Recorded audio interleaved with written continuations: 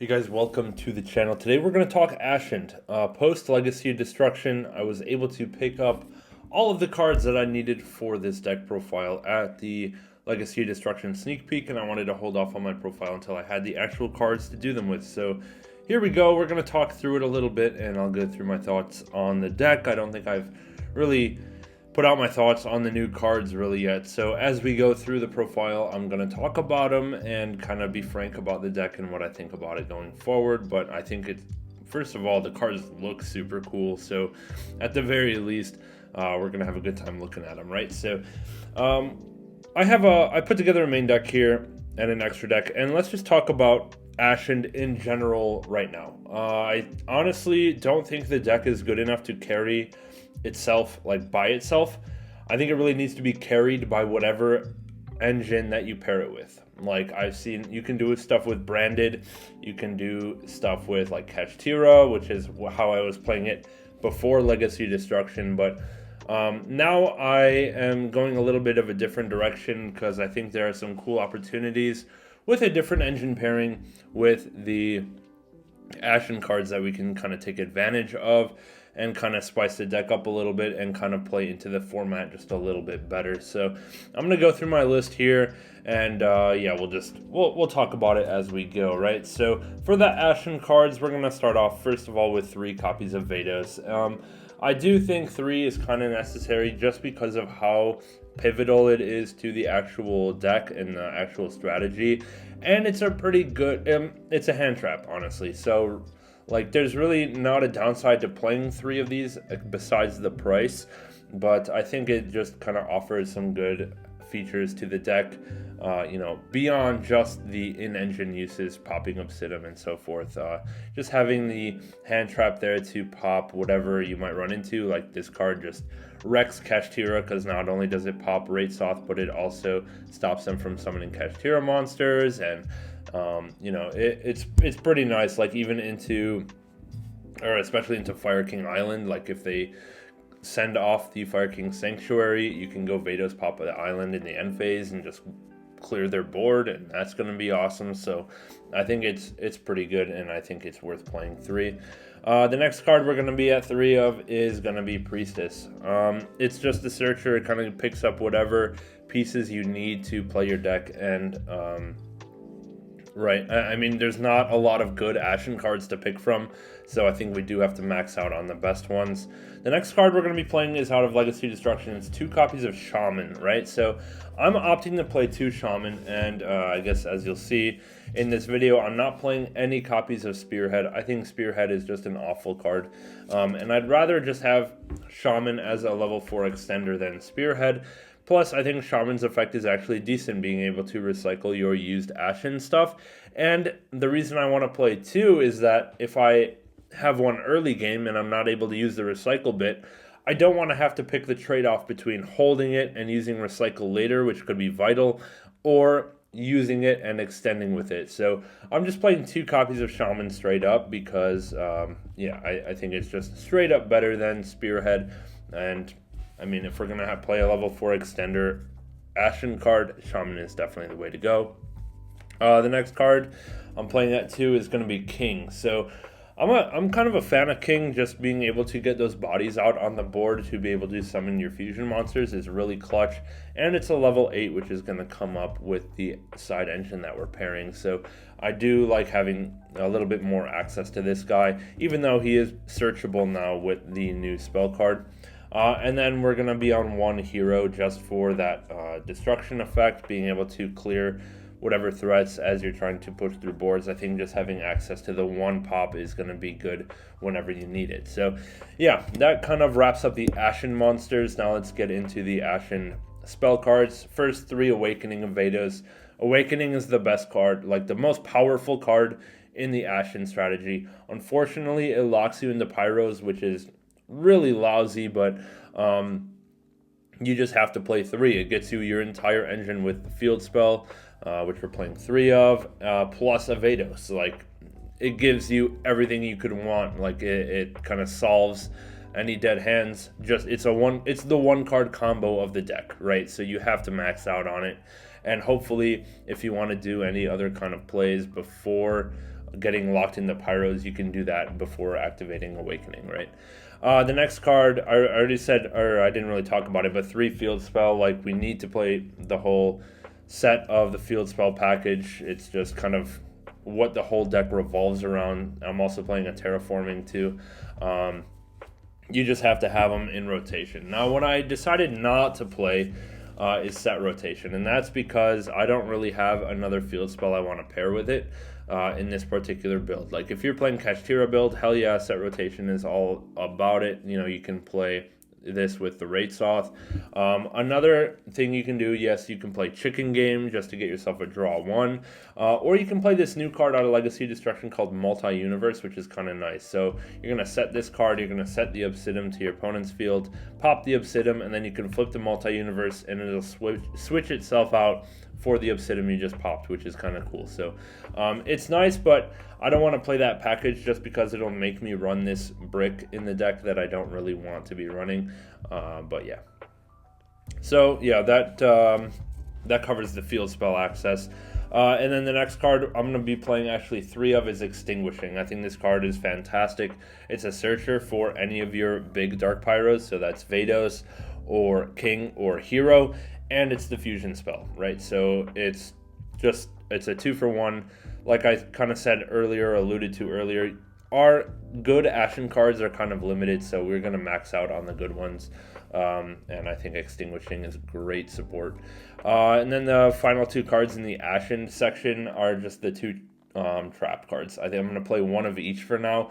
Definitely need to play the fusion one to be able to fuse into your big Vados and kind of go for the combo that the deck is made for. But then I think also this one for more of a grind game is also kind of clutch, and I think is just an interesting option to add in here. Plus, it's just another face-up card that the fusion Vados can pop if we need to. So we do have some decent options here.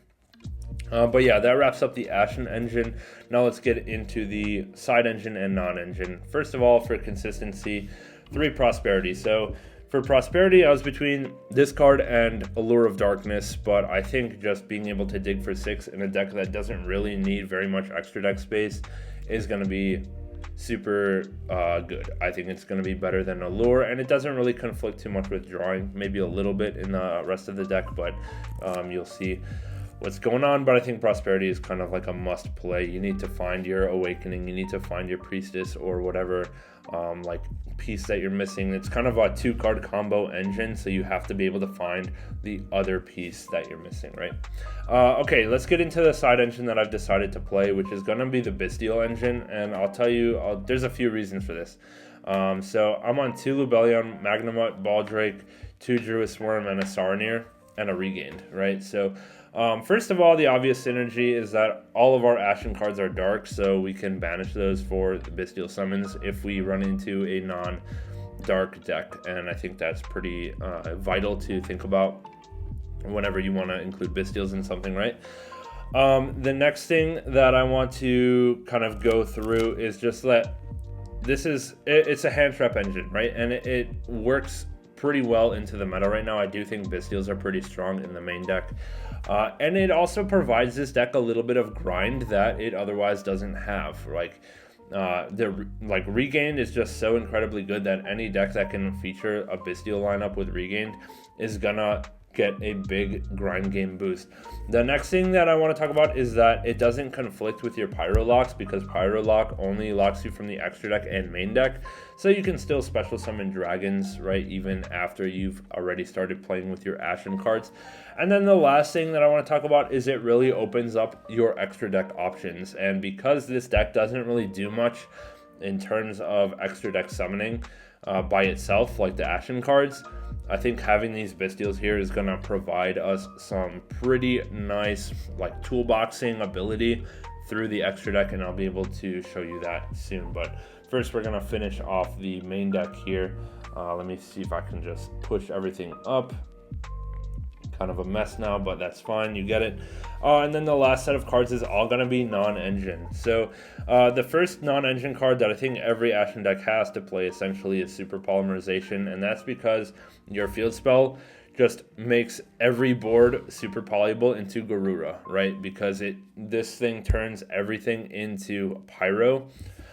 So we can have basically, like, if they have two of the same attribute card, like, it's super polyable into either Garura or Embers. Like, every end board is super polyable into Embers on your own turns if you have the field spell up, right? So super poly is just incredible.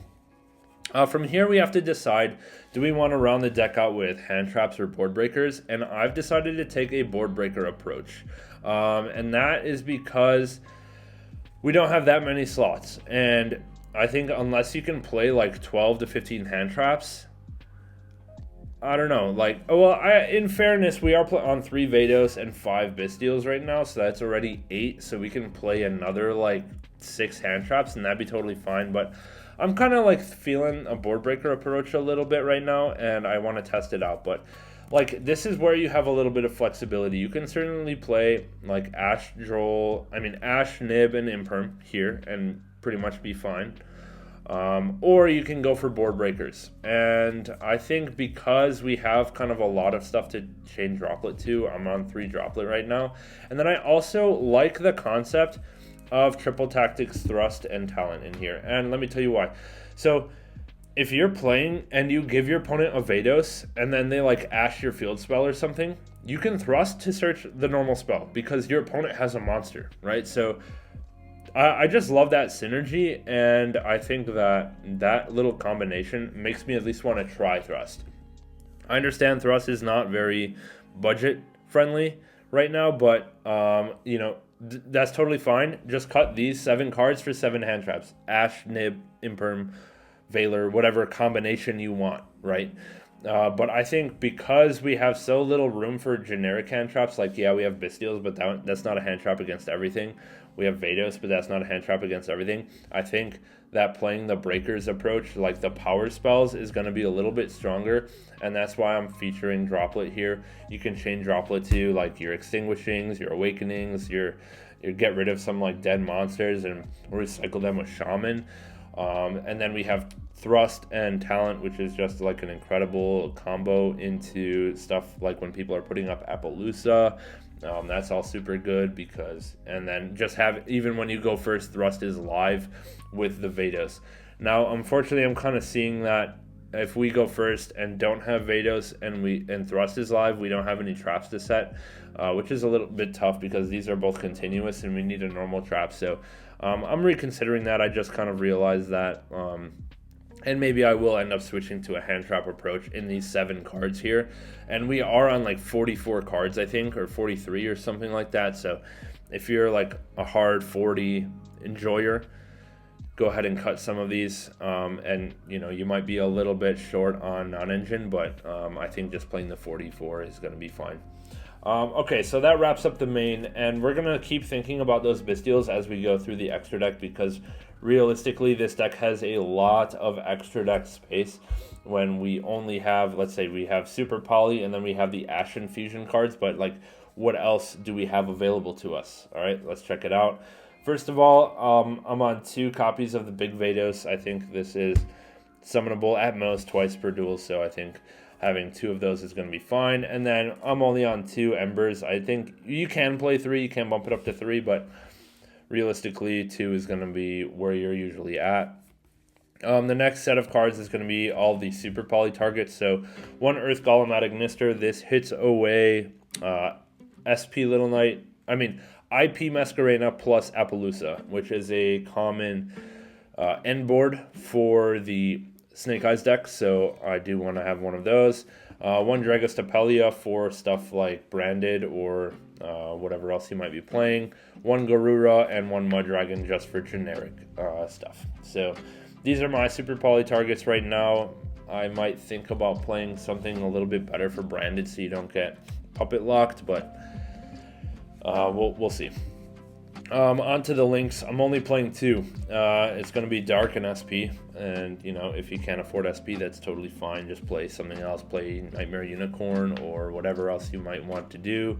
But yeah, I think just having Dark, like, almost all of your monsters are dark attribute, and just summon whatever your opponent has back and make an SP Little Knight, and it's at least something you can go into. Okay, and then one synchro monster, and that's Chaos Angel. So Chaos Angel can be made with any level 4 Ashened, plus one of your Bystials, right? So just by playing Bystials, we do have access to kind of a power boss monster in the extra deck, and I think that's super cool to have access to Chaos Angel just because it's kind of underutilized. Again, not a very budget-friendly option, but it's something that's super neat that we can tech in if you happen to already have one. And then the last cards in the extra are going to be Exceed monsters. So one copy of Infernal Flame Banshee. This is not going to come up too much because we don't have very many level 4s, but it's really like Priestess or Shaman, and then summon, like we already have to have the field spell, overlay, and then we can go into Infernal Flame to search a Vados. Like say we already have Priestess plus field spell, or Priestess plus Shaman. Priestess will search whatever one you're missing, summon the Shaman, overlay for Infernal Flame, search for Vados, Vados pop the field spell, and then you're off to the races, right? So it's good to have access to it. The next 3 cards are going to be, we're going to have 2 rank 8s. So because we have Lubellion in here, we have pretty consistent access to level 8s alongside our King of the Ashen Cities. So even if we're Pyro locked, we can go into Garunix, which is a pretty solid card, especially for going second. And then otherwise we can set up a Dingirsu or something, or we can honestly play the negate ones like Hope Harbinger number 38 or number 90 if you happen to have those. So you can always swap out some of like these cards, or if you don't find yourself going into Infernal Flame very much, you can play an extra rank 8 just for a little bit more kind of end board. But most of the time where you're getting King out on the field, you've already gone through like Awakening a lot, or you've gone through the Rekindling, or whichever, Extinguishing. The one that foolishes and adds back. Which one is that? Yeah, Extinguishing the Ashen here. So, and that will Pyro lock you. So I don't really see myself going into those boards too much. But I think like Dingirsu is going to be really good for breaking boards, clearing problem cards if you really have to. And then Garunix, kind of the same deal. And then the last card is going to be a Typhon, right? So Typhon's just generically strong, and I think is going to be pretty solid. So yeah, that rounds up the 15 card extra, right? Is that 15, 5, 9, 10? Yeah, 15. Cool. So that's what I've decided to play. You might notice a lack of a couple cards. So Spearhead, I think, I'll just clear this out a little bit. Spearhead, I already talked about. I think it's just worse than Shaman if you want to play more level 4 Ashen cards. So I'd rather just play 2 Shaman over any Spearhead. Rekindling the Ashen is also a very bad card, frankly. Like, it's just not good. Yeah, you can search it as part of your end board, like with Priestess, but most of the time you're searching either Rekindling or you're searching a field spell for a draw one, and I would rather have a draw one most of the time. So I think that just playing, I think Rekindling is pretty bad and not worth playing at all. At best, you can play one in your side deck for going first, which is absolutely terrible if you're siding in effect negation going first. But you just can't use this going second. Like, you can't fire this off to knock away some negate or interruption your opponent has, because you have to start playing into the board before you get any Ashen cards in your grave or banished. And yeah, that's like a pro of playing Allure of Darkness over Prosperity, is that you can like allure and then use this off of whatever you allured away, but that is just such a niche interaction, and I don't think it's worth playing at all. The next card I'm not playing is Bonfire. I don't own them. I'm not going to buy them, and if I'm going to pay for Bonfires, I'm going to buy all of Snake Eyes and actually play the best deck of the format. And also, like, is it really that necessary to search Priestess? You do have a lot of ways to get into Priestess, between just hard opening Priestess, searching her with the going Awakening with Vados into Obsidian will get you the Priestess like almost every time, and then you have Prosperities. So frankly, like, there's enough access to Priestess where I should be okay.